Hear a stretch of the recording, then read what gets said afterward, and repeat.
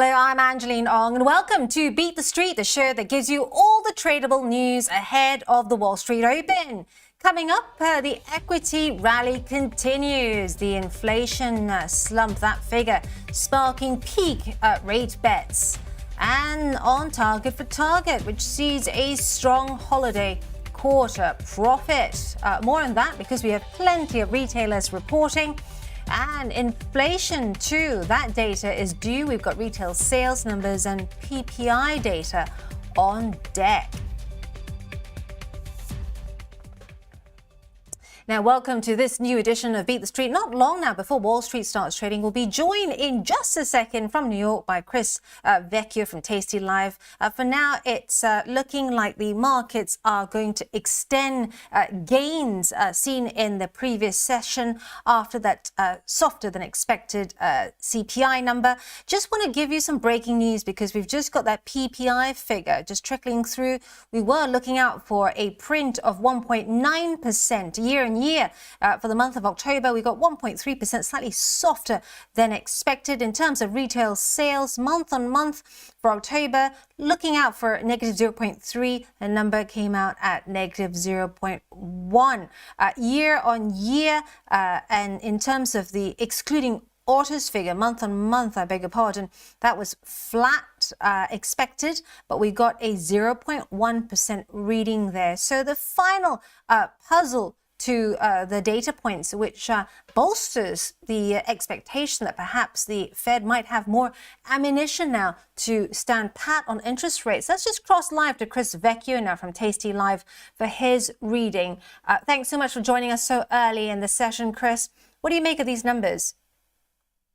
It's a mixed batch here today. The PPI numbers are certainly encouraging to this degree that it looks like there's more disinflation coming down the pipeline, which will be good news for the Federal Reserve.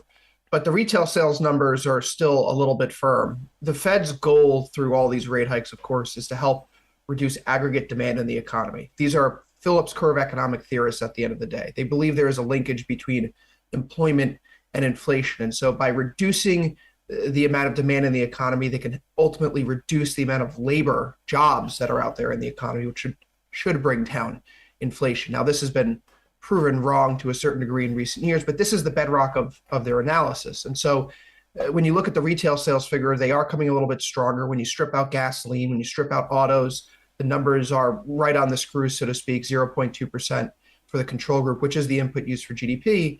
And this points to a consumer that is still holding up very well right now, a consumer that the Fed would like to see knocked down. So at the end of the day, mixed batch, PPI a little bit softer, the consumer a little bit stronger here.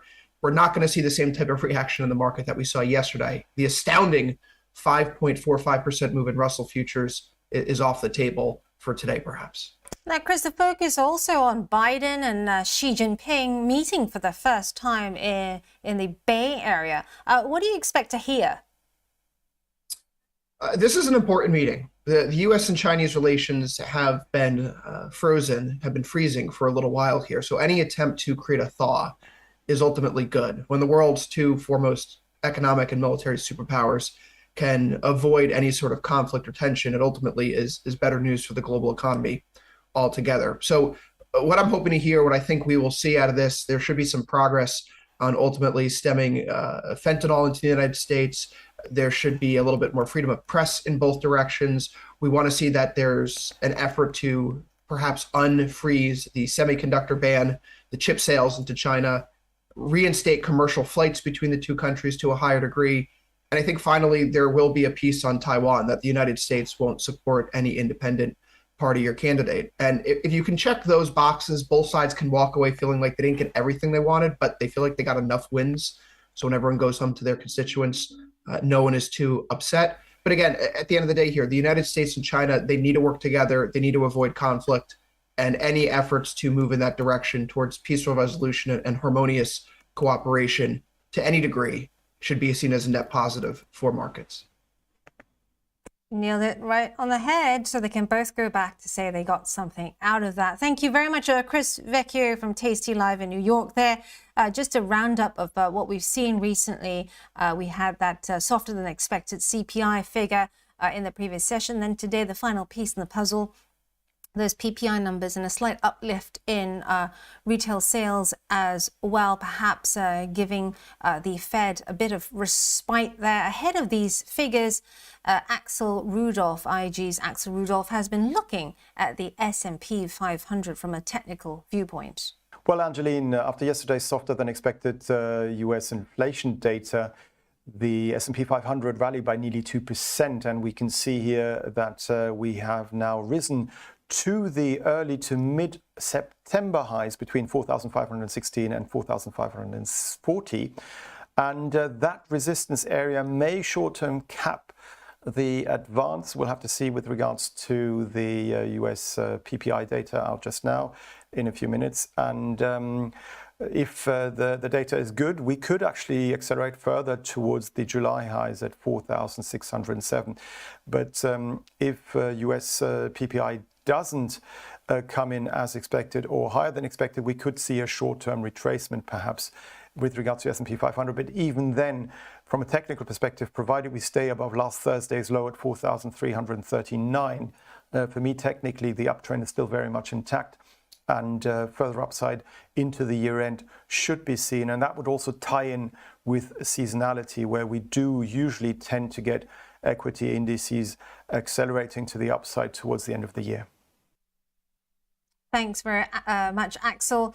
Just taking a look at the S&P 500, or rather the US 500 on the IG platform for you, because we are seeing an extension of gains after that October PPI number. And also, of course, that retail sales data. Speaking of that, we've got Target forecasting strong holiday quarter profit. This is on lower inventory levels. Let's just have a look at the headlines for you there. It's expecting Q4 adjusted EPS of $1.90 to $2.60 versus an estimated $2.22. Q4 sales to fall in mid-single digits, and third quarter comparable sales to fall 4.9%, but this beat the 5.25% estimated drop. Let's just have a look at Target's shares to see whether we have an indication of where it might be headed. Target, of course, is a stock you can trade on the platform. It's not all sessions, but Target elsewhere indicated higher. Another one that we're keeping an eye on is TJX. Now, TJX, if you know, owns Ross Stores, and also TJX itself, under its own name, has been benefiting when customers have been shifting to cheaper alternatives as the cost of living crisis continues to bite in the US. TJX has raised its annual sales forecast and profit forecast earlier, not too long ago. Just looking at its shares there, because you can also trade DFB on the platform.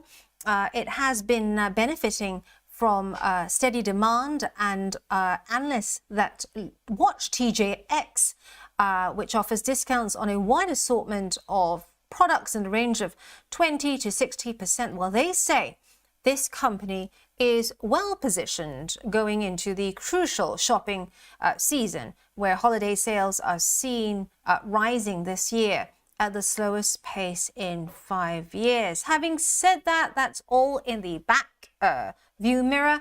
What we are seeing now are these hopes that perhaps rates are going to have to be cut in the coming year, and maybe that might just lift the mood slightly and get people out there shopping. Walmart, another one that we're looking out for, because Walmart is an all-session stock. Just bringing that up for you.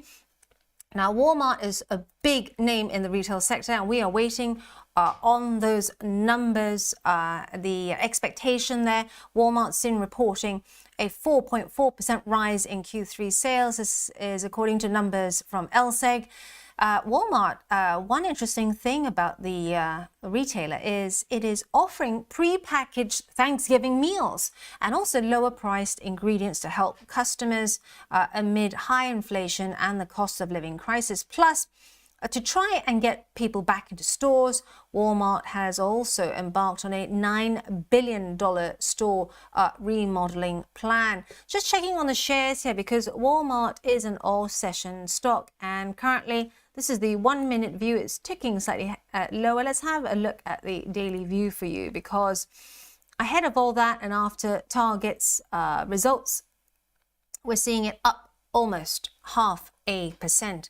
The other thing as well is that Walmart is expecting the Christmas period perhaps to be better. Although customers are still cutting back, they have been trying to lower their prices and also come up with promotions and bargains early on this holiday shopping season again.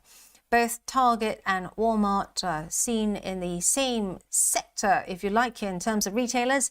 So that could be why its shares are up 0.5% all sessions. Gap is another one that we're looking out for. It's set to report a revenue fall of 10.9% to $3.5 billion from around $4 billion a year ago. Expected earnings of 19 cents per share. That's what LSEG is looking out for. Gap has long been embattled as more and more shopping goes online. However, it does still have loyal customers that like its offering in terms of cotton tops and wearable chinos that are good for lounging about the house.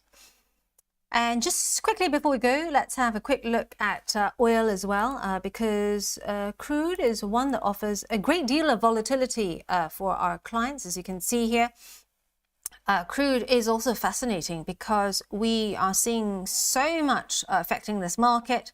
Currently, the concerns about demand being offset by Saudi Arabia and its OPEC partners cutting crude production by more than 1 million barrels a day.